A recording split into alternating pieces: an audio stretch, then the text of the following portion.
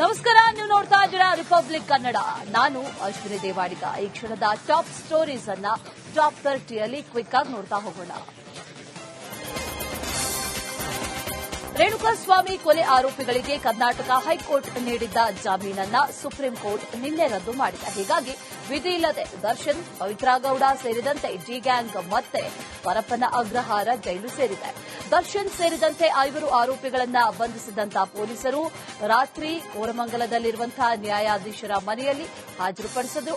ಆ ಬಳಿಕ ಪರಪ್ಪನ ಅಗ್ರಹಾರ ಕೇಂದ್ರ ಕಾರಾಗೃಹಕ್ಕೆ ಆರೋಪಿಗಳನ್ನ ಶಿಫ್ಟ್ ಮಾಡಿದ್ದಾರೆ.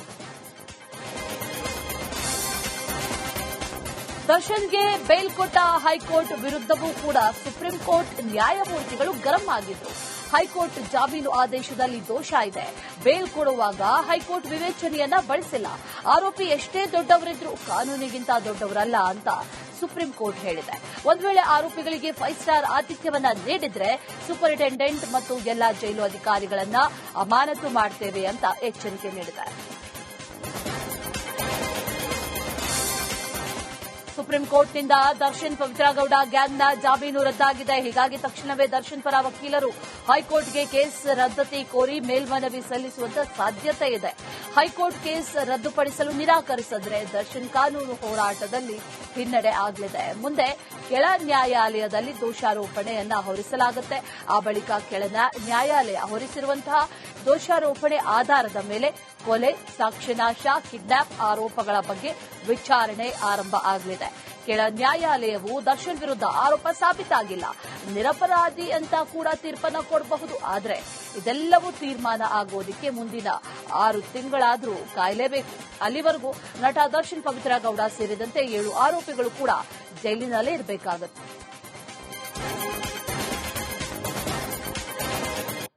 ದರ್ಶನ್ಗೆ ಹೈಕೋರ್ಟ್ ನೀಡಿದ ಬೇಲ್ ರದ್ದಾಗಿದೆ. ಸುಪ್ರೀಂ ಕೋರ್ಟ್ ಆದೇಶದ ಬೆನ್ನಲ್ಲೇ ದರ್ಶನ್ ಸೇರಿದಂತೆ 7 ಆರೋಪಿಗಳಿಗೆ ಜೈಲು ಫಿಕ್ಸ್ ಆಗಿದೆ. ಈ ಸುದ್ದಿ ಕೇಳ್ತಾ ಇದ್ದಂತೆ ಚಿತ್ರದುರ್ಗದಲ್ಲಿ ರೇಣುಕಾಸ್ವಾಮಿ ಫ್ಯಾಮಿಲಿ ಫುಲ್ ಖುಷಿಯಾಗಿದ್ದಾರೆ. ದರ್ಶನ್ ಬೇಲ್ ವಜಾ ಬೆನ್ನಲ್ಲೇ ರೇಣುಕಾಸ್ವಾಮಿ ಮನೆಯಲ್ಲಿ ಸಂತಸ ಮೂಡಿದೆ. ಬೇಲ್ ವಜಾ ಆಗ್ತಾ ಇದ್ದಂತೆ ಕಾಶಿನಾಥ ಶಿವನಗೌಡರು ಶಿವ ಹಾಗೂ ತುಳಸಿ ಗಿಡಕ್ಕೆ ಪೂಜೆ ಸಲ್ಲಿಕೆ ಮಾಡಿದ್ದಾರೆ. ಹೈಕೋರ್ಟ್ ಆದೇಶದಿಂದ ನೋವಿನಲ್ಲಿದ್ದ ಫ್ಯಾಮಿಲಿಗೆ ಸುಪ್ರೀಂ ಕೋರ್ಟ್ ಆದೇಶ ಖುಷಿ ಕೊಟ್ಟಿದೆ. ನ್ಯಾಯಾಂಗದ ಮೇಲೆ ನಂಬಿಕೆ ಇಮ್ಮಡಿ ಆಯಿತು ಅಂತ ತಂದೆ ಹೇಳಿದ್ರೆ ನಾವು ಯಾರಿಂದಲೂ ಕೂಡ ಹಣ ಪಡೆದಿಲ್ಲ ಅಂತ ಸ್ಪಷ್ಟನೆ ಕೊಟ್ಟಿದ್ದಾರೆ. ಯಾರು ತಪ್ಪು ಮಾಡ್ಯಾರ ಅವ್ರ ಶಿಕ್ಷೆ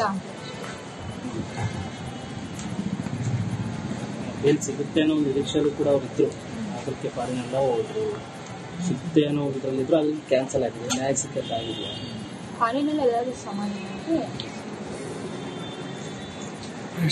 ಎಕ್ಸ್ಪೆಕ್ಟೇಷನ್ ಕೇಳಿದ್ರೆ ಬೇಲ್ ಸಿಗ್ಬೋದು ಅನ್ನೋ ಒಂದು ಇದು ಇದ್ರು ಅಂತ ಕೂಡ ನಿಮ್ಗೆ ಸುಪ್ರೀಂ ಕೋರ್ಟ್ ಕಾನೂನಲ್ಲಿ ಏನ್ ಕೊಡ್ತಾರ ಯಾವ ರೀತಿ ಶಿಕ್ಷೆ ಆಗುತ್ತೆ ದೇವ್ರ ಅಲ್ಲ, ಅಂಥವ್ರಿಗೆ ಯಾವ ರೀತಿ ಶಿಕ್ಷೆ ಯಾರು ತಪ್ಪು ಮಾಡ್ಯಾರ ಅವರಿಗೆ ಕೋರ್ಟ್ ಆದೇಶ.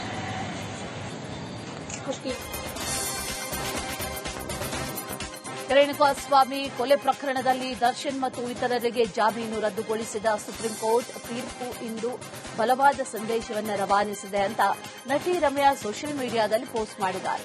ಕಾನೂನಿನ ಮುಂದೆ ಎಲ್ಲರೂ ಕೂಡ ಸಮಾನರು. ನಮ್ಮಲ್ಲಿ ಉಳಿದವರಿಗೆ ನಾನು ಹೇಳೋದೇನಂತಂದ್ರೆ ನಮ್ಮ ಕೆಲಸವನ್ನ ನಾವು ಮಾಡೋಣ. ನ್ಯಾಯಾಂಗ ವ್ಯವಸ್ಥೆಯ ಮೇಲೆ ನಂಬಿಕೆ ಇರಲಿ. ಹಾದಿ ದೀರ್ಘ ಮತ್ತು ಕಠಿಣ ಅನ್ನಿಸಬಹುದು, ಆದರೆ ಕೊನೆಯಲ್ಲಿ ಭರವಸೆಯ ಬೆಳಕು ಇದ್ದೇ ಇರುತ್ತೆ. ಕಾನೂನನ್ನ ನಿಮ್ಮ ಕೈಗೆ ತೆಗೆದುಕೊಳ್ಳಬೇಡಿ, ನ್ಯಾಯ ಸಿಕ್ಕೇ ಸಿಗುತ್ತೆ. ಆದರೆ ನಿಮ್ಮ ಪ್ರಜ್ಞೆಗೆ ನಿಷ್ಠರಾಗಿರಿ ಅಂತ ಸಲಹೆ ಕೊಟ್ಟಿದ್ದಾರೆ.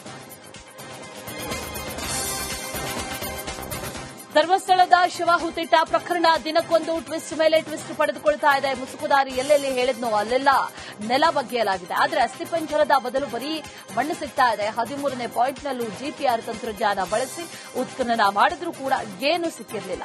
ಇದರ ನಡುವೆ ಮಾಸ್ಕ್ ಮ್ಯಾನ್ ಮತ್ತೊಂದು ಹೊಸ ಸ್ಥಳವನ್ನ ತೋರಿಸಿದ್ದ.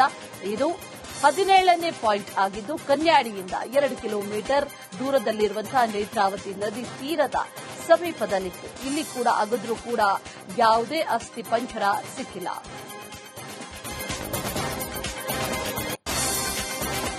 ಧರ್ಮಸ್ಥಳ ದೇಗುಲ ಪಾರ್ಕಿಂಗ್ ಏರಿಯಾದಲ್ಲಿ ನಿಗೂಢ ವ್ಯಕ್ತಿ ಕರೆತಂದು ಎಸ್ಎಚ್ ಅಧಿಕಾರಿಗಳು ಪಂಚನಾಮೆಯನ್ನ ನಡೆಸಿದ್ದಾರೆ. ಅತ್ತ ನಾಪತ್ತೆಯಾಗಿರುವಂತಹ ಹೆಣ್ಣು ಮಕ್ಕಳು ಮಹಿಳೆಯರು ಮತ್ತು ಅಸಹಜ ಸಾವುಗಳ ಬಗ್ಗೆ ಮಾಹಿತಿ ಕೇಳಿ ಮಹಿಳಾ ಆಯೋಗ ಪೊಲೀಸ್ ಇಲಾಖೆಗೆ ಪತ್ರ ಬರೆದಿದೆ. 1990ರಿಂದ ಈವರೆಗೂ ಕೂಡ ಮಾಹಿತಿ ನೀಡುವಂತೆ ಹೇಳಿದೆ. ಇದರ ಜೊತೆಗೆ ಜೈನ ಧರ್ಮದ ಬಗ್ಗೆ ಗಿರೀಶ್ ಮಠಣ್ಣನವರು ಸಂದರ್ಶನವೊಂದರಲ್ಲಿ ಅವಹೇಳನಕಾರಿಯಾಗಿ ಹೇಳಿಕೆಯನ್ನು ನೀಡಿದ್ದಾರೆ ಅಂತ ಆರೋಪಿಸಿ ಹುಬ್ಬಳ್ಳಿಯ ಅಜಿತ್ ನಾಗಪ್ಪ ದೂರು ಕೊಟ್ಟಿದ್ದಾರೆ. ಬೆಳ್ತಂಗಡಿ ಠಾಣೆಯಲ್ಲಿ ಮಠಣ್ಣನವರ ವಿರುದ್ಧ ಈಗ ಕೇಸ್ ದಾಖಲಾಗಿದೆ.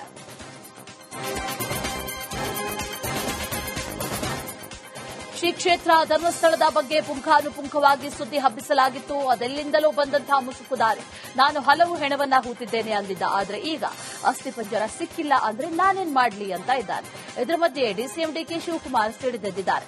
ಧರ್ಮಸ್ಥಳ ವಿಚಾರದಲ್ಲಿ ದೊಡ್ಡ ಷಡ್ಯಂತ್ರ ನಡೆದಿದೆ ಅಂತ ಹೇಳ್ತಾ ಇದ್ದಾರೆ. ಧರ್ಮಸ್ಥಳದ ಮೇಲೆ ನಮಗೆ ನಂಬಿಕೆ ಇದೆ ಅಂದಿರುವಂತಹ ಉಪಮುಖ್ಯಮಂತ್ರಿಗಳು ಇದು ಖಾಲಿ ಟ್ರಂಕ್ ಬರೀ ಸದ್ದು ಮಾಡ್ತಾ ಇದೆ ಅಂತ ಮುಸುಕುದಾರಿ ವಿರುದ್ಧವೇ ವಾಗ್ದಾಳಿಯನ್ನ ನಡೆಸಿದ್ದಾರೆ. ದೊಡ್ಡ ಷಡ್ಯಂತ್ರ ನಡೆದಿದೆ. ಇದೊಂದು ದೊಡ್ಡ ಷಡ್ಯಂತ್ರ. ಇದು ನಾನು ಯಾರ್ದು ಅಂತ ನಾನು ಹೇಳುದಿಲ್ಲ. ಇದೊಂದು ದೊಡ್ಡ ಷಡ್ಯಂತ್ರನೇ. ವೆಲ್ ಪ್ಲಾನ್ಡ್ ಸ್ಟ್ರಾಟಜಿ ಮಾಡಿ ಅವ್ರ ಮೇಲೆ ಕಪ್ಪು ಚುಕ್ಕಿ ತರಬೇಕು ಅಂತ ಹೇಳಿ ಪ್ರಯತ್ನ ನಡೀತಾ ಇದೆ. ಯಾರ್ದು ಏನು ಅಂತ ನಾನು ಇದನ್ನು ಮಾತಾಡಕ್ ಹೋಗುದಿಲ್ಲ. ಯಾರದೇ ಆಗಲಿ ತೇಜೋವಧೆ ಮಾಡೋದು ವರ್ಷಾನುಗಟ್ಲೆಯಿಂದ ನೂರಾರು ವರ್ಷ ಸಾವಿರಾರು ವರ್ಷದಿಂದ ಬಂದಂತ ಪರಂಪರೆನ ಹಾಳು ಮಾಡಕ್ಕೆ ಹೊರಟಿರುವಂತದ್ದು ಒಂದಿದೆ. ಬಹಳ ಮಹಾದಾಸೋಹಿ ಡಾಕ್ಟರ್ ಶರಣಬಸಪ್ಪ ಅಪ್ಪ ವಯೋಸಹಜ ಕಾಯಿಲೆಯಿಂದ ಲಿಂಗೈಕ್ಯರಾಗಿದ್ದಾರೆ. ಕಲಬುರಗಿಯ ಶರಣಬಸವೇಶ್ವರ ಸಂಸ್ಥಾನದ 8ನೇ ಪೀಠಾಧಿಪತಿ ಅಪ್ಪ ಕೆಲ ದಿನಗಳ ಹಿಂದೆ ಆಸ್ಪತ್ರೆಗೆ ದಾಖಲಾಗಿದ್ರು. ನಿನ್ನೆ ರಾತ್ರಿ ವಯೋಸಹಜ ಕಾಯಿಲೆಯಿಂದ ಲಿಂಗೈಕ್ಯರಾಗಿದ್ದಾರೆ. ಶೈಕ್ಷಣಿಕ ಕ್ರಾಂತಿಯ ಹರಿಕಾರ ಶರಣಬಸಪ್ಪ ಅಪ್ಪ ಲಿಂಗೈಕ್ಯರಾಗಿದ್ದಕ್ಕೆ ಭಕ್ತರು ಕಣ್ಣೀರು ಹಾಕ್ತಿದ್ದಾರೆ. ಅನ್ನ ಅಕ್ಷರ ಕೊಟ್ಟಿದ್ದ ಶರಣಬಸಪ್ಪ ಅಪ್ಪ ಅಗಲಿಕೆಗೆ ಕರುನಾಡು ಕಂಬನಿ ಮಿಡಿದಿದೆ. ಸಿಎಂ ಸಿದ್ದರಾಮಯ್ಯ, ಯಡಿಯೂರಪ್ಪ, ವಿಜಯೇಂದ್ರ ಸೇರಿದಂತೆ ಗಣ್ಯರು ಅಗಲಿದ ಅಪ್ಪಗೆ ಸಂತಾಪ ಸೂಚಿಸಿದ್ದಾರೆ. 9:20 PM 9 ಗಂಟೆ 20 ನಿಮಿಷಕ್ಕೆ ಸರಿ ಆಗತ್ತೆ ಮತ್ತು ಅಂತಿಮ ಸಂಸ್ಕಾರವನ್ನು ಎಲ್ಲ ಆಗತ್ತೆ. ಮಧ್ಯಾಹ್ನ 2 ಗಂಟೆವರೆಗೆ ಎಲ್ಲ ಸಾರ್ವಜನಿಕರು ಬಂದು ದರ್ಶನ ಮಾಡಬಹುದು. ಎಲ್ಲ ವ್ಯವಸ್ಥೆ ಮಾಡಲಾಗಿದೆ.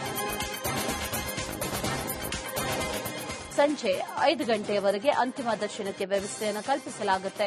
ಶರಣಬಸವೇಶ್ವರ ದೇವಸ್ಥಾನದ ಅನುಭವ ಮಂಟಪದಲ್ಲಿ ಅಂತಿಮ ದರ್ಶನಕ್ಕೆ ವ್ಯವಸ್ಥೆಯನ್ನು ಕಲ್ಪಿಸಲಾಗಿದೆ.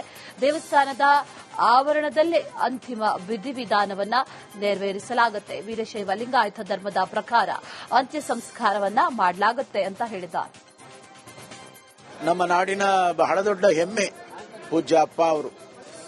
ಬಹುಶಃ ಭಾರತದ ಇತಿಹಾಸದ ಚರಿತ್ರೆಯಲ್ಲಿ ಧಾರ್ಮಿಕ ಆಧ್ಯಾತ್ಮಿಕ ಶರಣ ಸಂಸ್ಕೃತಿಯ ಪರಂಪರೆಯಲ್ಲಿ ಡಾಕ್ಟರ್ ಶರಣಬಸಪ್ಪ ಅಪ್ಪ ಅವರು ಕಳೆದ 45 ವರ್ಷಗಳಿಂದ ಕಲ್ಯಾಣ ಕರ್ನಾಟಕದ ಈ ಭಾಗದಲ್ಲಿ ದಾಸೋಹ ಅನ್ನುವಂತ ಆ ವಿಶೇಷವಾದ ಶರಣ ಸಂಸ್ಕೃತಿಯನ್ನು 79ನೇ ಸ್ವಾತಂತ್ರ್ಯೋತ್ಸವದ ಮಹಾ ಸಮಾರಂಭಕ್ಕೆ ದೆಹಲಿಯ ಕೆಂಪುಕೋಟೆ ಸಜ್ಜುಗೊಂಡಿದೆ. ಇವತ್ತು ಬೆಳಗ್ಗೆ 7:30ಕ್ಕೆ ಪ್ರಧಾನಿ ಮೋದಿ ಧ್ವಜಾರೋಹಣವನ್ನ ಮಾಡಲಿದ್ದಾರೆ. ಆ ನಂತರ ಕೆಂಪುಕೋಟೆಯ ಮುಂದೆ ದೇಶವನ್ನ ಉದ್ದೇಶಿಸಿ ಮೋದಿ ಮಾತನಾಡಲಿದ್ದಾರೆ. ಆಪರೇಷನ್ ಸಿಂಧೂರ್, ದೇಶದ ಪ್ರಗತಿ, ಅಭಿವೃದ್ಧಿ ಗುರಿ, ಸವಾಲುಗಳ ಬಗ್ಗೆ ಪ್ರಧಾನಿಗಳು ಭಾಷಣ ಮಾಡುವಂತ ಸಾಧ್ಯತೆ ಇದೆ. ಈ ಸಲದ ಸ್ವಾತಂತ್ರ್ಯೋತ್ಸವದ ಥೀಮ್ ನಯಾ ಭಾರತ್. ಕಾರ್ಯಕ್ರಮದಲ್ಲಿ 5,000 ಅತಿಥಿ ಗಣ್ಯರಿಗೆ ಆಹ್ವಾನವನ್ನ ಕೂಡ ನೀಡಲಾಗಿದೆ. 210 ಪಂಚಾಯತ್ ಪ್ರತಿನಿಧಿಗಳನ್ನ ವಿಶೇಷ ಅತಿಥಿಗಳಾಗಿ ಆಹ್ವಾನ ಮಾಡಲಾಗಿದೆ. ದೆಹಲಿಯ ಕೆಂಪುಕೋಟೆಯಲ್ಲಿ ಅತಿ ಹೆಚ್ಚು ಸಲ ಧ್ವಜಾರೋಹಣವನ್ನ ಮಾಡಿದ್ದು ಭಾರತದ ಮೊದಲ ಪ್ರಧಾನಿ ನೆಹರು. 17 ಸಲ ಧ್ವಜಾರೋಹಣವನ್ನ ಮಾಡಿದ್ರೆ ಅವರ ಪುತ್ರಿ ಇಂದಿರಾ ಗಾಂಧಿ 16 ಬಾರಿ ಧ್ವಜ ಹಾರಿಸಿದ್ದಾರೆ. ಈ ಸಾಲಿನಲ್ಲಿ 3ನೇಯವರಾಗಿ ಪ್ರಧಾನಿ ನರೇಂದ್ರ ಮೋದಿ ನಿಂತಿದ್ದಾರೆ. ಸತತ 12 ಸಲ ಕೆಂಪುಕೋಟೆಯಲ್ಲಿ ಮೋದಿ ಧ್ವಜಾರೋಹಣವನ್ನ ಮಾಡಿದ್ದಾರೆ. ಬಾಗಲಕೋಟೆಯ ನವನಗರದ ಸರ್ಕಾರಿ ಪದವಿ ವಿದ್ಯಾರ್ಥಿಗಳು ಹರ್ ಘರ್ ತಿರಂಗ ಅಭಿಯಾನವನ್ನ ಮಾಡಿದ್ರು. ಪದವಿ ಕಾಲೇಜಿನಿಂದ ಜಿಲ್ಲಾ ಕ್ರೀಡಾಂಗಣದವರೆಗೂ ಅಭಿಯಾನವನ್ನ ನಡೆಸಿದ್ರು. ಕಾಲೇಜಿನ NCC, NSS, Bharat scouts and guides, red ribbon club ಸಹಯೋಗದಲ್ಲಿ ಕಾರ್ಯಕ್ರಮ ಆಯೋಜನೆಯನ್ನ ಮಾಡಲಾಗಿತ್ತು. 2,500ಕ್ಕೂ ಅಧಿಕ ವಿದ್ಯಾರ್ಥಿಗಳು ಈ ಅಭಿಯಾನದಲ್ಲಿ ಭಾಗಿಯಾಗಿದ್ರು. ರಾಷ್ಟ್ರ ಧ್ವಜವನ್ನ ಹಿಡಿದು ವಿದ್ಯಾರ್ಥಿಗಳು ಘೋಷಣೆ ಕೂಗಿದ್ರು.